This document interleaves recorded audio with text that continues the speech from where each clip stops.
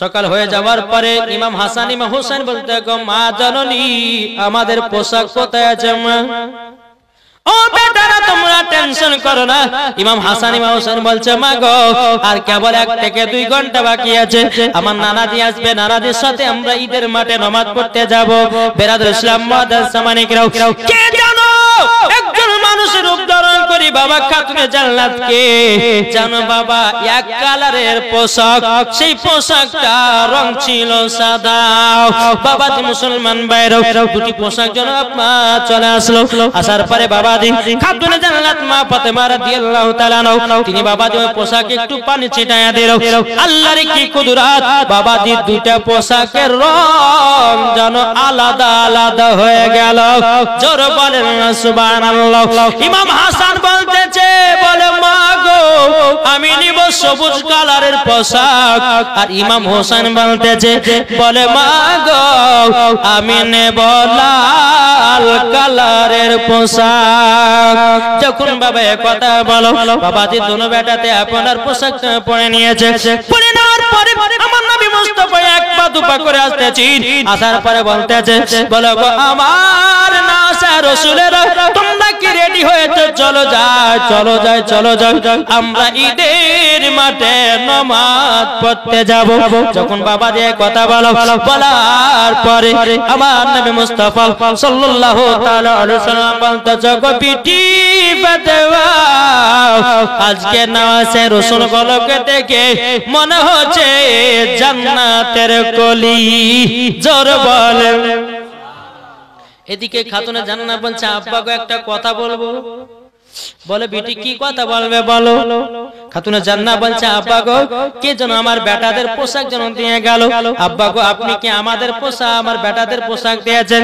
আমার নবী বলতেছে বিটি ফাতেমা আমি পোশাক দিই নাই, কে যেন পোশাক দিয়ে গেছে আমার বেটাদের জানলে আমার গায়বের সংবাদদাতা নবী বলছো গো বিটি ফাতেমা মদিনার দর্জি সেজে তোমার বাড়িতে পোশাক পৌঁছে দিয়েছে। ওটা দর্জি ছিল না, ওটা ছিল হযরতে জিবরিল আমিন। জোরে বলেন সুবহানাল্লাহ। খাতুনে জান্নাত বলছে আব্বা গো আমার বেটাদের পোশাকের রং একটাই কালার ছিল, সে কালারটা ছিল সাদা। যখন আব্বা একটু পানি ছিটা দিলাম কিন্তু আব্বা গো এই পোশাকের রং যেন আলাদা আলাদা হয়ে গেল। আব্বা গো ইমাম হাসান নিয়েছি সবুজ কালার আর ইমাম হোসেন নিয়েছে লাল কালার।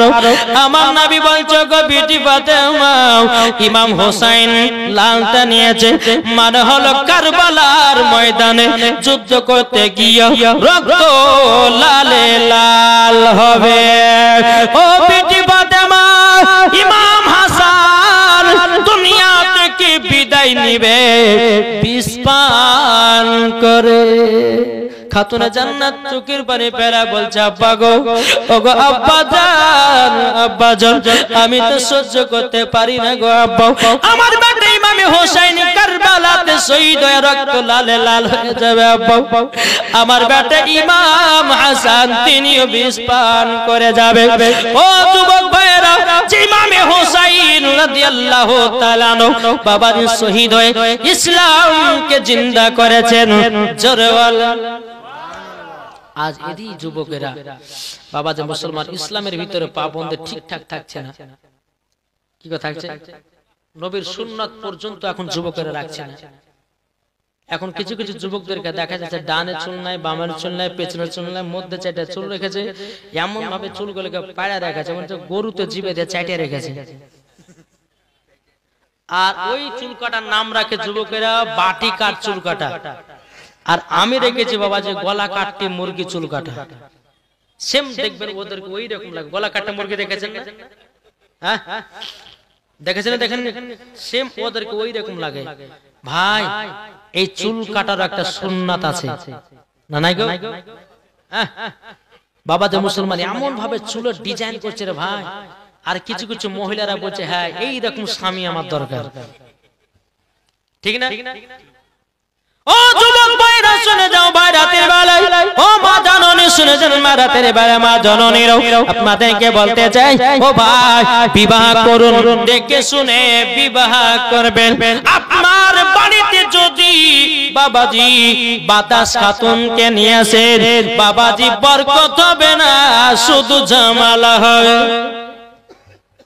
বাতাস খাতুন মানে কারা জানেন? যারা ওন্না ব্যবহার করে না, মাথায় কাপড় দেয় না, ঠিক না?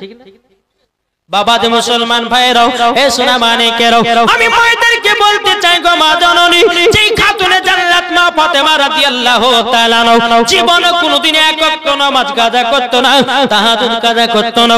আমাদের ঘরের মা বোনেরাও জীবনে কোনোদিন সিরিয়াল কাজা নাই। এটাই হলো আমার মায়েদের পরিচয়।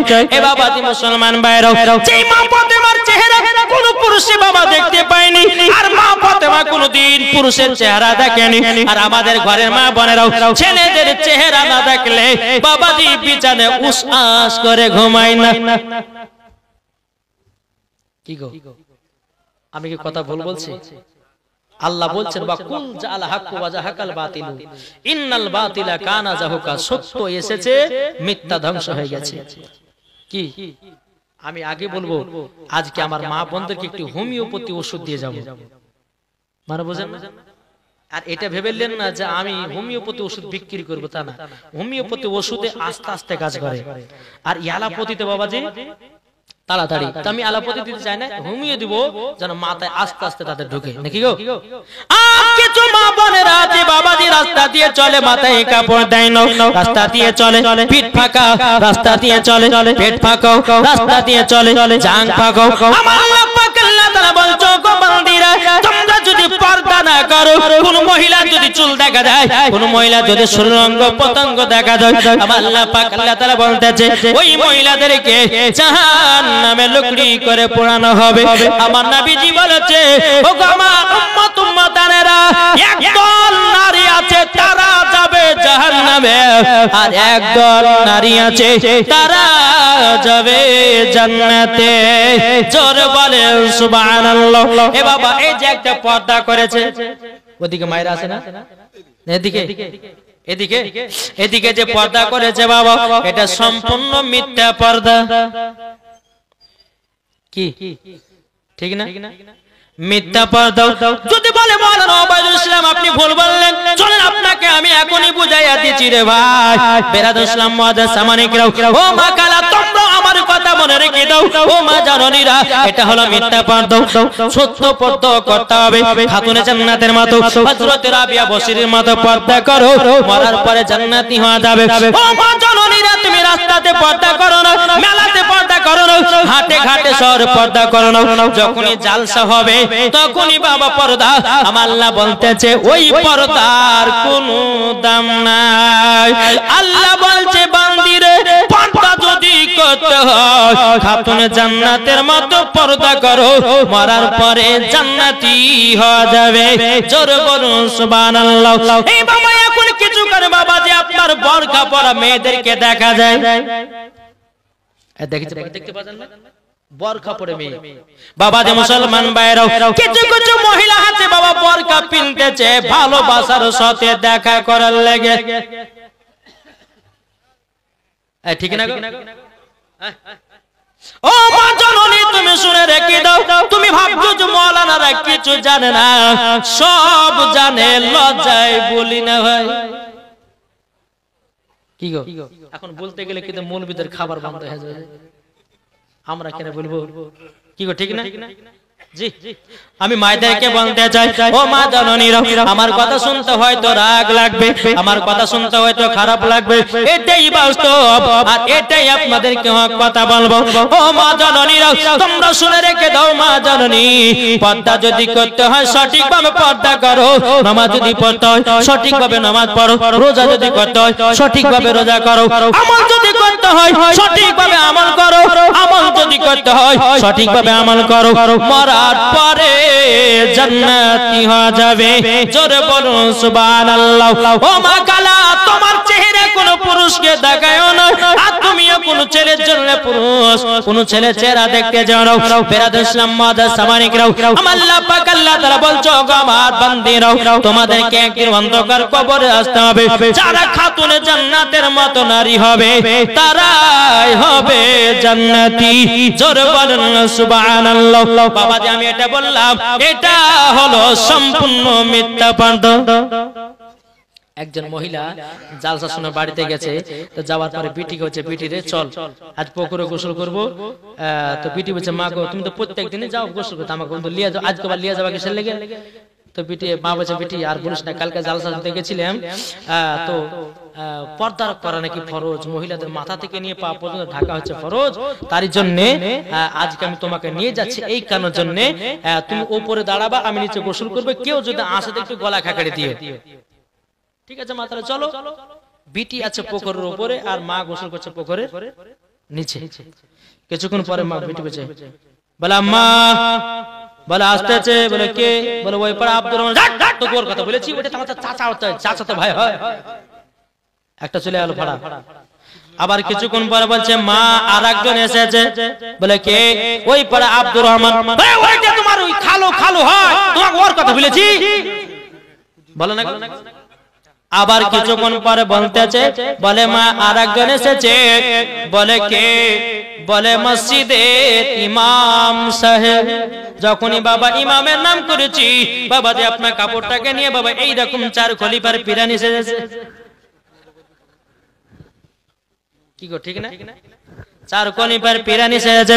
ও মুলবি দেখলে তুমি 2 হাত কাপড় নামিয়ে দাও, আর মুলবি যখন না থাকে সাধারণ ছেলের মুখ দেখার লাগে চুলগুলোকে খুলে খুলে বেড়াও। ও গো মা জননী তুমি কেমন নারী হলা? মুলবি দেখলে পর্দা করো, আর যুবক দেখলে পরে পর্দা করো না। ওই পর্দা আল্লাহর কাছে দাম নাই।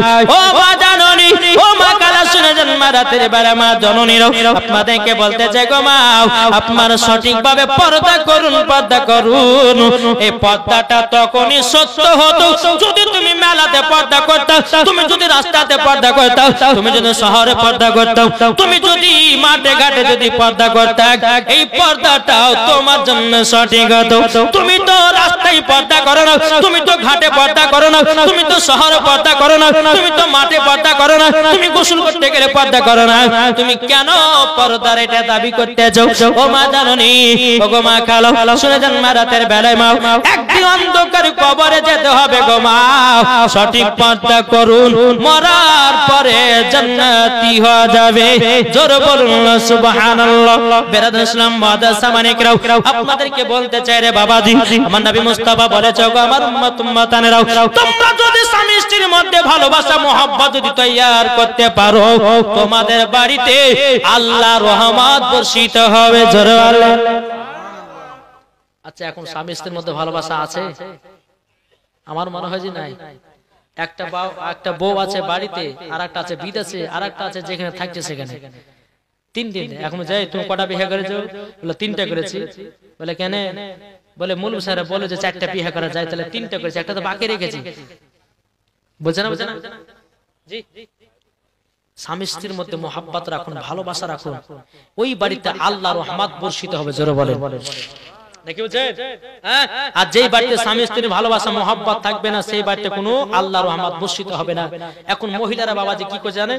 স্বামী তো যদি বলছে স্বামী গো বিবি গো আজকে একটু সাজগুজ করো না, তো মহিলাটা বলছে বুড়া ঢং কত, বলছে না? বলছে না? আর যখনই বাবা যে স্বামী চলেছে বিদেশে, স্বামী যখন বিদেশে যাচ্ছে বাবা আলমারি থেকে 3000 টাকা দামের শাড়ি বের করেছে, বাবা যে গলাতে দিয়েছে হার, আর মাথার চুল গলেকে এমন করে শ্যাম্পু করেছে বাবা, এদিকে এক তোলা এদিকে এক তোলা, বাবা যে ভাবে রাস্তা দিয়ে হেঁটে যায়, বাচ্চা ছেলেরা বলতেছে আও ম্যাও, এদিকে ভাবে বলছে কে তাকামি তাকো, তোদের আমি সরকারে ভাবি, অসুবিধা কিছু নাই, তোর ভাই আছে কেরালা, যত পারবি দেখ, তোদের এখন সরকারি ভাবে। কি গো স্বামী থাকছে বিদেশে আর বউ করছে পরকিয়া। মা সাবধান হও, কবরে যাবা মা, ও মা জানোনি কবরে একদিন যেতেই হবে। তুমি স্বামীকে রেখে দিয়ে পরকিয়া করবা, স্বামীকে রেখে দিয়ে আরেকটা কটলাইন করবা। এই যুবক তোমাকে বলে যাই, বিবিকে রেখে তুমি আরেকটা কটলাইন করবা, বিবিকে রেখে দিয়ে তুমি পরকিয়া করবা, আল্লাহ সহ্য করবে না। কবরে যেমনই যাবে সঙ্গে সঙ্গে তোমার কবরে দাও দাও করে আগুন জ্বলতে থাকবে। হ্যাঁ, এটা বলতে চাই যে চারটা বিয়ে করা জায়েজ আছে, সেই রকম ভাবে বিয়ে করতে হবে। কি গো, আল্লাহর পবিত্র কোরআনে প্রমাণ, একটা পুরুষ চারজন মহিলাকে বিয়ে করতে পারে। জি, তবে কেন, কিভাবে করবেন বলবো নাকি? আবার বললে পরে হয়তো বলে যে কাল সকালবেলা বিয়ের জোর চাল্লা বেড়ে যায়। বলে মৌলানা ওবায়দুল হাসান জামালি এসেছিল, উনি বলে যে চারটা বিয়ে করা যায়, তো দুইটা তো করতে পারবে। কি গো, বাবাজি মুসলমান চারটা বিয়ে করবেন কখন? চল বাবা, একটা বিয়ে করেছেন, একটা বিয়ে করার পর বাবাজি বউটার খেতে দিতে পারছেন না, বউটাকে কাপড় দিতে পারছেন না, বউটা সোনা পাউডার দিতে পারছেন না, বাবাজি তার খয়েশকে মিটাতে পারছেন না। আল্লাহ পাক আল্লাহ তাআলা বলতেছে বিয়ে করা চলবে না, আগে ওই স্ত্রীটাকে সম্পূর্ণ করো, তারপরে দ্বিতীয় নম্বরে যাও। ও যুবক ভাইরা, তাই তোমাদেরকে বলতে চাই বাবাজি সোনা মানিকেরা, আল্লাহ পাক আল্লাহ তাআলা বলতেছে ওই পুরুষ চারটা বিয়ে করতে পাবে যার শরীরে ক্ষমতা থাকবে, যার বাবাজি জমি জায়গা ধন দৌলত থাকবে, ওই ছেলে বিবাহ করতে পাবে। শুধু ধন দৌলত থাকলে বাবা তাই নয়, আল্লাহ পাক আল্লাহ তাআলা বলতেছে ওই পুরুষ চারটা বিয়ে করতে পাবে যখন চারটা বিয়ে করার পর চারটা বউয়ের আলাদা আলাদা বাড়ি লাগবে। তুমি ভাবছো চারটা বিয়ে করে এক ঘরে ঢুকাও, তা হবে না। তাহলে আল্লাহ পাক আল্লাহ তাআলা বলছে যে কবর আয় তোকে ফুটবাড়ে বাড়ে পিটবো, সম্পূর্ণ আলাদা ভাবে করতে হবে। চারটা যদি বিয়ে করেন তো চারটা বোর আলাদা আলাদা ঘর লাগবে। এখন এখানে বোঝা যাচ্ছে আব্দুর রহমান হয়তো চারটা বিয়ে করেছে, এখন সকিনা মর্জিনাকে এখন বাবা যে রাতের বেলা যে হার দিচ্ছে, আর এদিকে মর্জিনা সরজিনাকে দিচ্ছে চাঁদের হার, তাহলে বাবা দু নজর হয়ে গেল না? দু নজর যাওয়া যাবে না, যা চারটা বউকে যা দিবা সব একই নজর দিতে হবে। চারটা বউকে যা দিবে একই নজরে। তুমি ভাবছো যে ওর কাছে ভালোবাসালি ওকে বেশি সোনা দানা দিবে, একে দিব না, তাইলে হবে না। চারজনকে সমান সমান দেখতে হবে, আর চারজনের বাড়ি আলাদা আলাদা থাকতে হবে, তাইলে তোমার জন্য বিয়ে করা চলবে।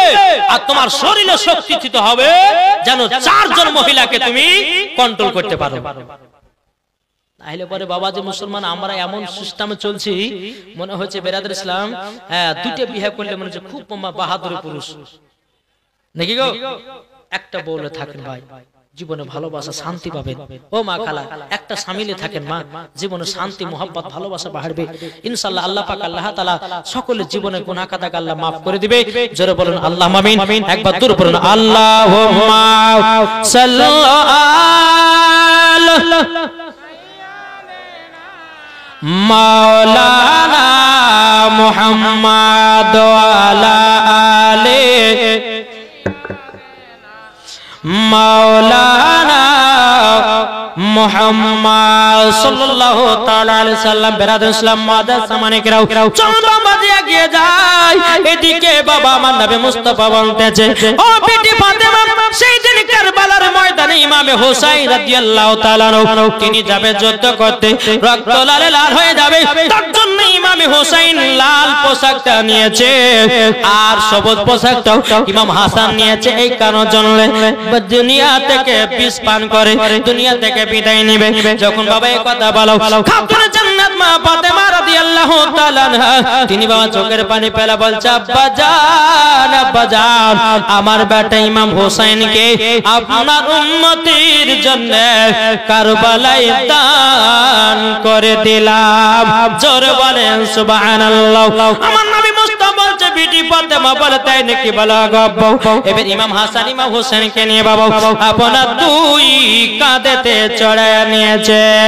তুই কাঁধেতে চড়ার পরে এক পা দুপা করে যখন বাবাজি আগে যায়, আগে যাওয়ার পরে বেরাদর ইসলাম মাদার সামানে কিরাম এ সোনা মানে কেরো বাবাজি ইমাম হাসান ইমাম হোসেন নবীজির দুই কাঁধেতে চড়ে গেছে। আমার নবী মুস্তাফা সাহাবীদেরকে নিয়ে বাবা আপনার নামাজ ঈদের নামাজ আদায় করতেছে। বাবা আদায় করার পর বাবাজি মুসলমান ভাইরা, যখন নবী আমার ডানে বামে সালাম ফেরান বাবা, ডান দিকে তাকালে একজন সাহাবী বাবা, এক লাইন সাহাবীরা বাবা নতুন নতুন পোশাক পরে ঈদের নামাজ পড়তে এসেছে। আমার নবীজি বাম দিকে সালাম ফিরিয়েছে বাবা, কিন্তু সাহাবীর গায়ে ছিঁড়া ছিঁড়া জামা। আমার নবী মুস্তাফা চোখের পানি ফেলা কান্না করতে লেগেছে। নবীর সাহাবীরা বলছে, নবী গো, ও গো দয়াল নবীজি, আপনি কিসের জন্য কান্না করছেন বলুন না। নবী গো, আপনি তো নামাজীদের নামাজ পড়ালেন, আপনি কিসের জন্য কান্না করছে বলুন। আমার নবী বলছে, গো সাহাবীরা দেখো, ডান দিকে যখন সালাম ফিরাল কত সুন্দর সুন্দর পোশাক পরেছে, আর বাম দিকে যখন সালাম ফিরালাম কত আমার সাহাবীরা ছেঁড়া ছেঁড়া জামা পরে ঈদের মাঠে নামাজ পড়তে এসেছে। আমি তারই জন্য চোখের পানি ঝরায়া কান্না করতেছে। আল্লাহ আল্লাহ পাক আল্লাহ তাআলা বলতেছে, বলো গো আমার জিবরিল, জলদি করে যাও, জলদি করে যাও, যাওয়ার পরে একটা কাজ করে দাও। এ জিবরিল, আর সিদরাতুল মুনতাহায় থেকে না বসে, জলদি করে যাও আর আমার নবীকে বলো, ইয়া রাসূলুল্লাহ, নবী গো আপনি কান্না করবেন না, আপনি যেটাই বলবেন আল্লাহ সেটাই দেবে। জোরে বলুন সুবহানাল্লাহ। আমার নবীজি বলতেছে, বল আল্লাহ গো, আমার বাম দিকে যতগুলো সাহাবীরা ছিঁড়া জামা পরে নামাজ পড়তে এসেছে, আল্লাহ কাল কিয়ামতের ময়দানে তাদেরকে জান্নাতি পোশাক পরায়া দিও। আল্লাহ পাক আল্লাহ তাআলা গায়বে আওয়াজে বলতেছে, বলো গো নবীজি চিন্তা নাই, সেটাই দিয়ে দেব। যারা বাবা আপনার দামি দামি পোশাক পরে বাবা ঈদের মাঠে নামাজ পড়তে গেছি, যাওয়ার পরে বলতেছে, বলো গো নবীজি ওই সাহাবীরা জান্নাতি লেবাস পরবে, আমরা কি পাবো না? আমার নবীজি বলতেছে, তোমরা জান্নাতি পোশাক পাবে তোমরা যদি ওই গরিব সাহাবীদেরকে জামা কাপড় দিতে পারো, তোমরা জান্নাতি পোশাক পাবে। জোরে বলুন সুবহানাল্লাহ। আমার নবীজি বলতেছে, বলো গো আমার উম্মত উম্মতানেরা, তোমরা যখন ঈদের মাঠে নামাজ পড়তে যাবে, তোমাদের এলাকার যারা গরিব আছে তাদেরকে নতুন নতুন পোশাক কিনে দাও, তাদেরকে টাকা পয়সা দাও, আল্লাহ খুশি হবে। জোরে বলেন। আর দুনিয়াতে বড় লোক থাকার পর যদি ওই গরিবের যদি খোঁজ নেয় নাই, ওই গরিবটা কি খেলো না খেলো, যদি বাবা তার খোঁজ খবর না নাই, কাল কিয়ামতের ময়দানে আল্লাহ পাক আল্লাহ তাআলা বলবে, আব্দুর রহমান তোমাকে অমুক এলাকার বড় লোক বানিয়েছিলাম, কেন তুমি গরিবের হক আদায় করনি? যখন বাবা হিসাব বিচার হবে আল্লাহ পাক আল্লাহ তাআলা বলবে, হে আব্দুর রহমান যাও, তুমি জান্নাতি নও। ও যুবক ভাইরা, আপনাদেরকে বলতে চাই, রমজান মাস আসতেছে বাবা, আমার নবী বলতেছে, যারা 1 টাকা দান করবে বাবা তাদেরকে 70 টাকা করে নেকি দেওয়া হবে। কটা? এই রমজান মাসে যারা বাবা যে মুসলমান 1 টাকা দান করবে ৭৭টা নেকি পাবে। তাই আপনাদেরকে বলতে চাই, ফকির মিসকিন যারা আসবে তাদেরকে বেশি বেশি করে দান করবেন। কেননা আল্লাহ পাক আল্লাহ তাআলা বলতেছেন, হয়তো ফারিস্তা হয়ে ফকির সেজে ফারিস্তা, বুঝেছেন না? কোন ব্যক্তি ধরেন আপনার গেটের কাছে দাঁড়িয়ে আছে, আপনি একটা ফকির আসলে আবার ভিক্ষে দেব মানে কখনো এইরকম করবেন না। কেন? ওটা তো আল্লাহর ফারিস্তা হতে পারে, আপনাকে তো পরীক্ষা করতে পারে। যদি না থাকে বলে, ভাই গো আজকে নাই গো, আপনি কালকে আসবেন, এখন বাড়িতে কেউ নাই, মুখের সান্ত্বনা দিয়ে তাকে বিদায় করুন, ঝটকা দিবেন না, আপনার তাকে কষ্ট দিবেন না। যদি উনি যদি আল্লাহর ফারিস্তা হয়ে যায়, আর আল্লাহর ফারিস্তাকে যদি আপনার এই রকম ভাবে আপনার ঝটা মারা করার কথা বলা হয়, তো আল্লাহ বলতে যে তার জমি জায়গা সবকিছু বেকার হয়ে যাবে।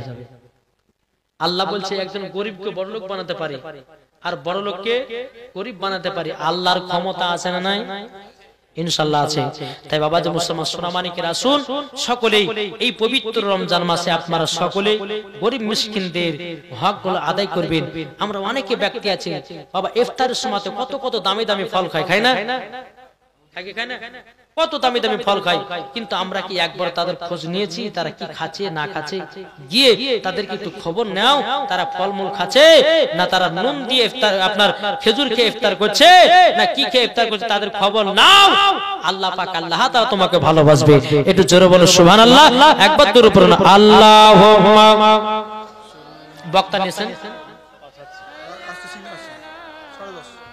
মাওলানা মুহাম্মদ আলা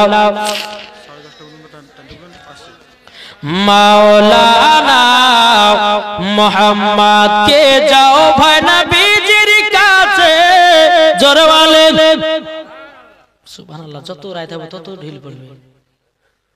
কি গো জোর হবে না? কে যাও ভাই নবীজির কাছে এই পাগলের আরজি আছে আমার সালাম পৌঁছে দিও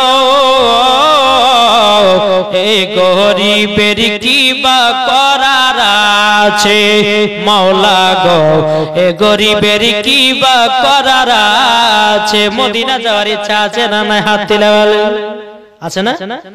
কে যাও ভাই নবীজির কাছে এই পাগলের আরজি আছে আমার সালাম পৌঁছে দিও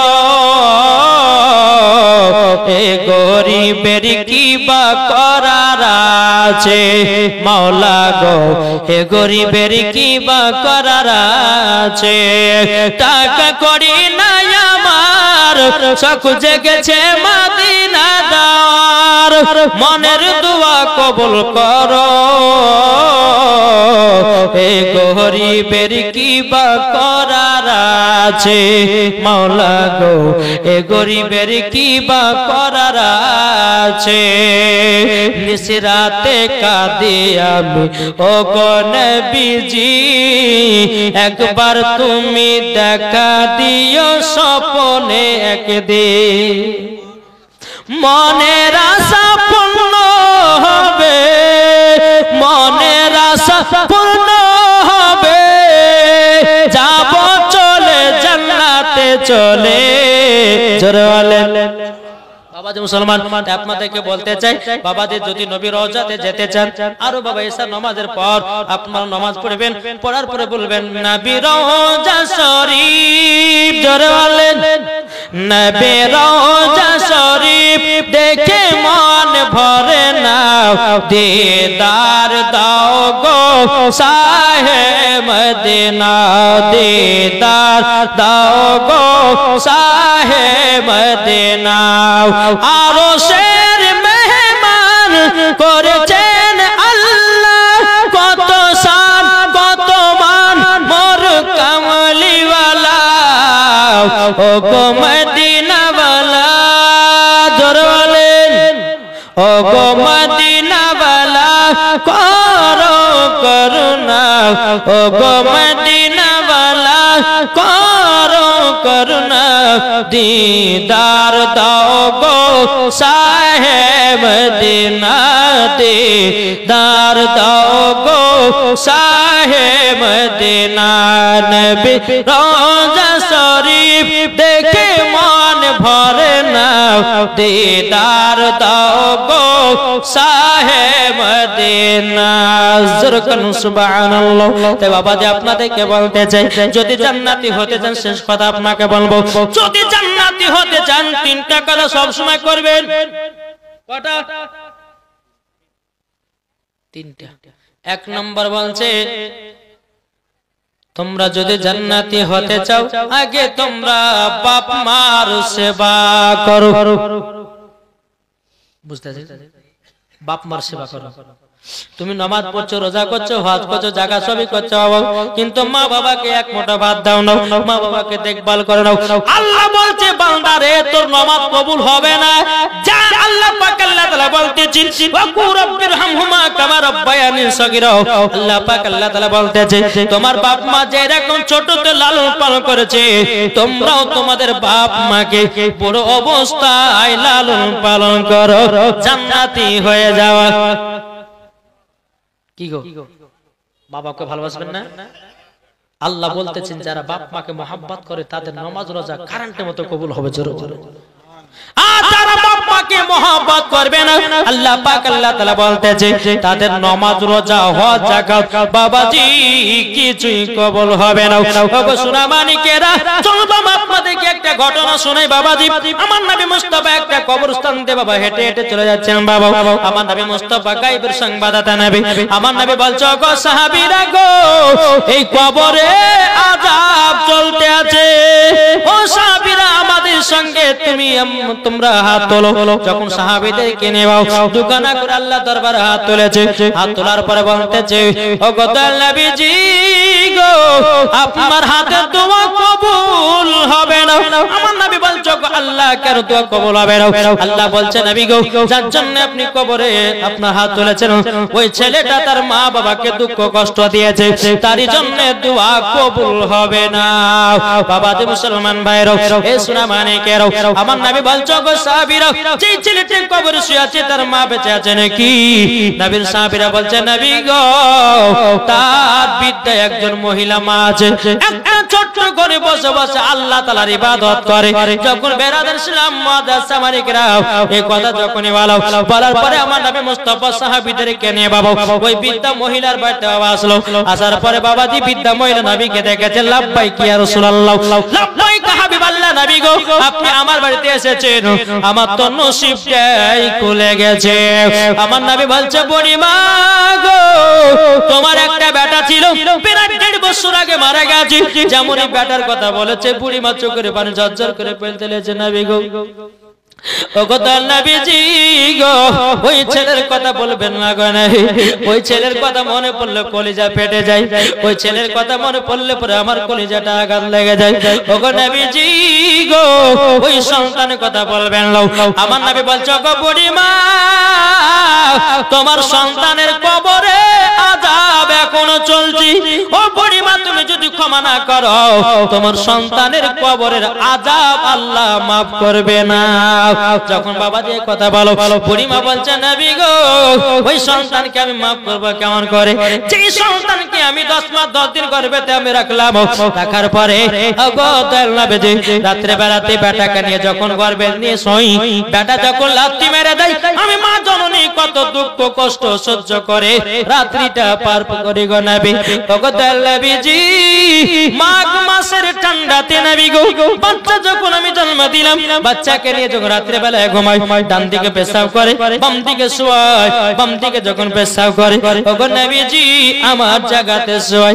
নবী গো আমার জায়গা যখন পেশাব করে দেয় আমি মা জননী সারা রাত্রি ভিজাতে পার করছি গো নবী।